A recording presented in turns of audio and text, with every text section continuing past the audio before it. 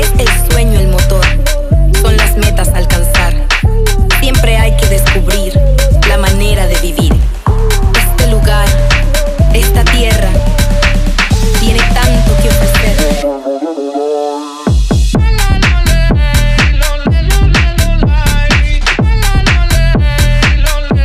Hi guys, after long time నేను India వచ్చిన తర్వాత నా ఫ్యామిలీతో కలిసి మళ్ళీ గోవా ట్రిప్ వెళ్తున్నాను అనమాట.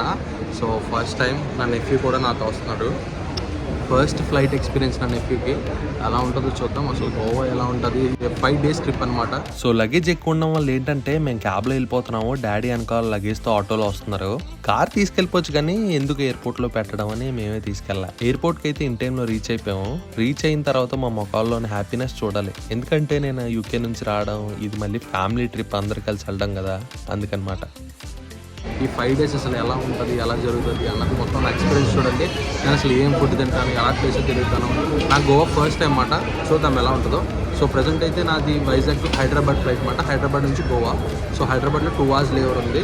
సో ప్రజెంట్ బోర్డింగ్ స్టార్ట్ అయింది, వెళ్తాను.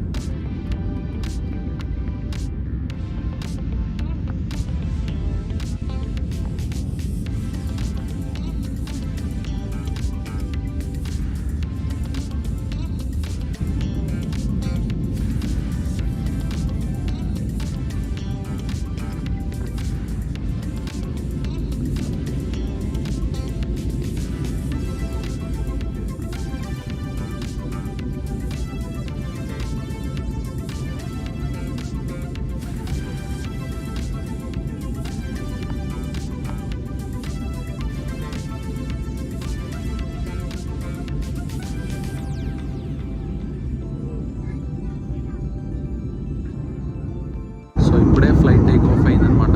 We have 1 hour journey. ఎవరైతే పడుకున్నాడో already. So we have 1 hour journey. I'll keep you updated.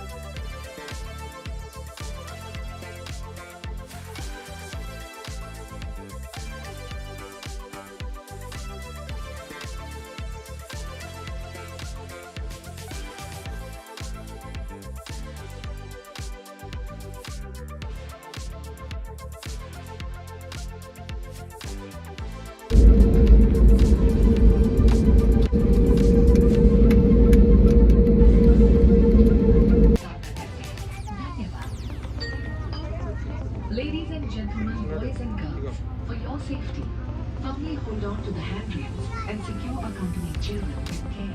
ఇప్పుడే హైదరాబాద్ ఎయిర్పోర్ట్లోని ల్యాండ్ అయ్యాము. ల్యాండ్ అయ్యి ఎయిర్పోర్ట్లో పైకి వెళ్తున్నాం. So I want to eat something and drink some coffee. పైకి వెళ్ళి చూద్దాం. బుడ్డోడైతే ఫుల్ ఎక్సైటెడ్ ఉన్నాడు. అసలు ఫస్ట్ ఫ్లైట్ వీడికి అసలు భయపడలేదు, టెన్షన్ పడలేదు, అసలు ఆడలేదు. రిలాక్స్డ్గా పడుకున్నాడు టేక్ ఆఫ్ అయిన తర్వాత. అసలు ఏం బుడ్డోడు అమ్మ చూడు మా అమ్మ అగొట్టు అది. మేము ప్రజెంట్ వచ్చేసి గేట్కి వెళ్తున్నాం అన్నమాట, బోటింగ్ అని చెప్పి. బోటింగ్ కాల్ టైం అయిపోయింది, మేము చూసుకోలేదు. మా బోటింగ్ టైం వచ్చేసి 2:55కి. మేమేమో ఎక్కడికి తినడానికి వెళ్దాం అనుకున్నాం, కానీ టైం లేక ఇప్పుడు ప్రజెంట్ అయితే మరి గేట్ దగ్గరికి వెళ్ళిపోతున్నాం. అక్కడ నుంచి మా డిపార్చర్ టైం వచ్చేసి 3:40కే మా ఫ్లైట్ డిపార్చర్.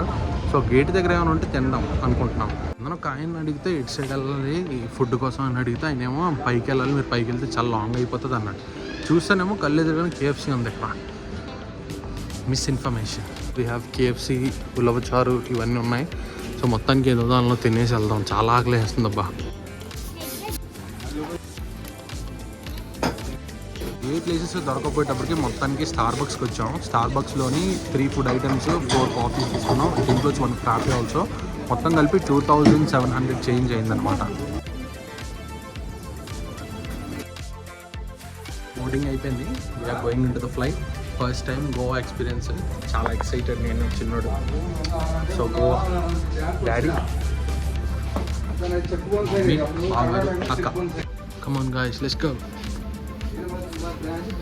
అందరూ జంటలుగానే వెళ్తున్నారు, మమ్మీ డాడీ అక్క బావ. నేను మాత్రం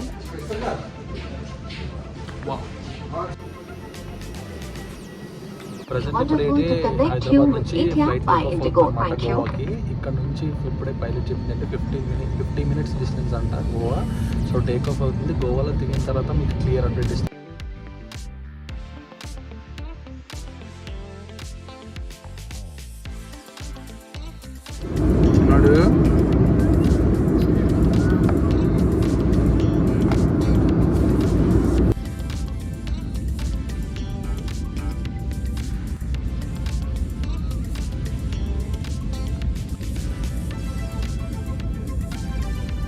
So we are in Goa right now. చిన్నడు we are in Goa. Goa ఎయిర్పోర్ట్లో ఉన్నాం ప్రజెంట్. ఇప్పుడు బయటికి వెళ్ళి ఎలా ఉంటుంది అసలు తినాలి. నాకు చాలా హెడేక్ వస్తుంది తినక. బయటికి వెళ్ళి కొంచెం ఫుడ్ తిని అసలు కొంచెం చూద్దాం అసలు ఏం చేయగలం. మేము ఎయిర్బిఎన్బి తీసుకున్నాం అన్నమాట. సౌత్ గోవాలో 2 days, నార్త్ గోవాలో 2 days. సో సౌత్ గోవాలోని ఆ ఎయిర్బిఎన్బి ఎక్కడ ఉన్నది అనేది నిన్నే మాట్లాడా. అడ్రస్ పట్టుకొని ఊబర్ తీసుకొని వెళ్తాను, చెప్తాను.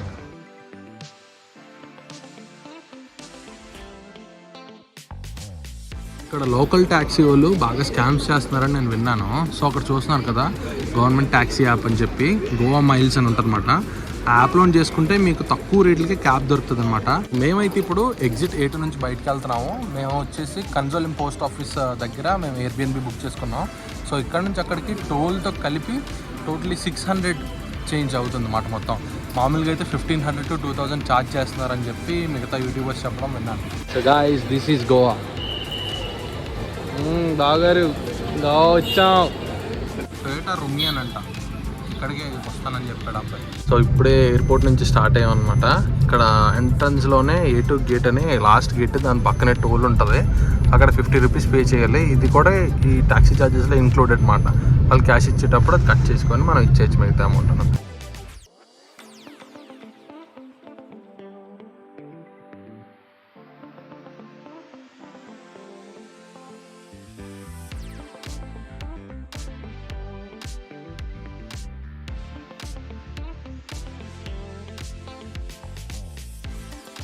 లిటరలీ ఆ వే ఎంత బాగుందంటే అండి, కొన్నిసార్లు కేరళ ఉత్సవం అయితే అనిపించింది. ఆ ఇల్లులు, ఆ గ్రీనరీ అవి చూస్తుంటే అంత బాగుంది. అదైతేనేమే ఆ టైంలో గోవా చూస్తున్నాను ఎక్సైట్మెంట్ మాత్రం నాలో పీక్స్ లో ఉంది. పచ్చదనం మాత్రం ఈ ఊరు ఏ మాత్రం తీసిపోదండి. కానీ ఫ్లైట్ దిగి దగ్గరనే వేడుంది మాస్టారు, బాబ్బా మామూలుగా లేదు. దారి పొడవునా చెట్లు, అక్కడక్కడ చెరువులు, మధ్యలో చర్చిలు. జీవితంలో ఒక్కసారైనా ఇలా ప్లేస్ ని చూడాలండి. హైలైట్ ఏంటంటే నేను ఈ ఊర్లో చాలా తక్కువ ఆటోలు చూసాను. ఇంకా ట్రాఫిక్ కూడా చాలా కంట్రోల్డ్ గా ఉంది. So this is the railway station of Cansaulim. ఇది మార్కెట్ ప్లేస్ అంట. సో ప్రజెంట్ అయితే మనం సెంటర్లో ఉన్నాం కన్సోలింకి. ఇప్పటివరకు వచ్చిన రూట్ అంతా చాలా బాగుంది. మీరు చూసారు కదా, ఆ హౌసెస్ కానీ ఆ వే కానీ చెక్అవుట్.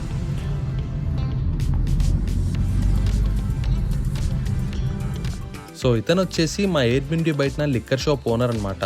మా ఎయిర్బిఎన్బి ఓనర్ అన్న ఇతను క్లోజ్ అవడం వల్ల ఆ రూమ్ ని మాకు హ్యాండ్ ఓవర్ చేయడానికి ఇతను మాకు హెల్ప్ చేస్తున్నాడు. ఆవిడతో కాల్ మాట్లాడి. ఆవిడ లండన్ లో ఉందంట. సో ఇదే మాట హౌస్. సో ఇందులోని ఇలాగ పాస్వర్డ్ వాళ్ళు చెప్తారు, అది మనం ఇలా కొట్టి ఓపెన్ చేస్తే లాక్ అన్నది ఇందులో ఉంటుంది అన్నమాట. ఇట్లా. So this is how the Airbnb works here. So guys మొత్తానికి గోవా వచ్చేసాం. గోవా వచ్చిన తర్వాత మేము ఎయిర్బిఎన్బిలో దిగడం జరిగింది. మీరు చూసారు కదా ఎలా వెళ్ళానో. రూమ్ అయితే చాలా చాలా బాగుంది. నేను మీకు ఇప్పుడు వెళ్ళిన తర్వాత చూపిస్తాను అసలు ఎన్ని రూమ్స్ ఉన్నాయి, కిచెన్ ఎలా ఉంది, ఎంత నీట్గా ఉన్నది అనేది. సో ప్రజెంట్ లోకల్ ఫుడ్ కోసం అడిగితే అందరూ చాలా బాగా మాట్లాడుతున్నారు. మా కిందన ఒక లిక్కర్ షాప్ అతను ఉన్నారు, ఆయన మాకు రూమ్ చూపించారన్నమాట. అంటే ఎయిర్బిఎన్బి ఓనర్కి బాగా క్లోజ్. ఆయన వచ్చి ఎక్కడెక్కడ ఫుడ్ బాగుంటుంది అన్న చాలా నీట్గా మాట్లాడారు. హైలైట్ ఏంటంటే ప్రతి ఒక్కరు ఇంగ్లీష్ మాట్లాడతారు ఇక్కడ. ఆ లిక్కర్ షాప్లో పనిచేసే ముసలి అతను, ఈ బేకరీ షాప్లో పనిచేసే ప్రతి ఒక్కరు అందరూ ఇంగ్లీష్ మాట్లాడతారు. ఇంగ్లీష్ అయితే చాలా కంఫర్టబుల్ ఉంటుంది. ఇక్కడ ఈ రెస్టారెంట్కి, ఈ బేకరీకి రాగానే ఇందులోని మన సౌత్ ఇండియన్ ఐటమ్స్ చాలా ఉన్నాయన్నమాట. ఇక చికెన్ హైదరాబాద్ ఇలాంటి కర్రీస్ ఉన్నాయి. దాంతోపాటు ఫ్రైడ్ రైస్లు అన్నీ ఉన్న నూడిల్స్ ఉన్నాయి. నేను ఫ్రైడ్ రైస్లు చెప్పాను అనమాట ప్రజెంట్ తినడానికి. ఇదైతే ఓకే, అంత సూపర్ ఏం కాదు అని చెప్పారు. కానీ కొన్ని రెస్టారెంట్స్ అటువైపు ఉన్నాయంట. ఆ రెస్టారెంట్స్లోకి వెళ్తే మంచి ఫుడ్ దొరుకుతుంది. ఒక 1/2 కిలోమీటర్ 1 కిలోమీటర్ ట్రావెల్ చేయాలన్నారు. ఇప్పుడు మాకు అంత ఓపిక కూడా లేదు. సో ప్రజెంట్ రాత్రికి ఎక్కడ తిని నెక్స్ట్ రేపు మార్నింగ్ ఇప్పుడే ప్లాన్ చేస్తాం ఎక్కడికి వెళ్ళాలన్నది. Stay tune. రూమ్ ఎలా ఉన్నదన్నది నేను Day 2 బ్లాగ్లో చూపిస్తాను. Thank you for all your love and support. ఇట్లు మీ James Prasad Raj from Vizag kitchen UK. Subscribe చేయడం మాత్రం మర్చిపోకండి. ఏంటి, ఉంటాను మరి.